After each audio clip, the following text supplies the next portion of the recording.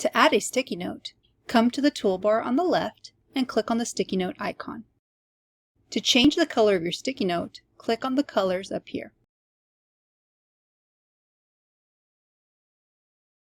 Add text to your sticky note by typing.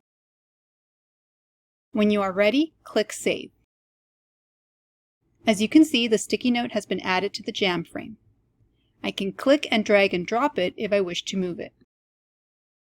I can also make it larger by clicking and dragging on one of the corner dots. If I wish to edit the text, double-click on the sticky note. When you are ready, click Save. Note that you can also change the color of your sticky note in the same manner. Double-click it and select another color. If I wish to duplicate my sticky note, I would click on it, click on these three dots, and select Duplicate. I can then click and move and drag this note where I want, and double-click it to edit the text and color of that sticky note. If I need to delete a sticky note, I would click on it, click the three dots, and click Delete.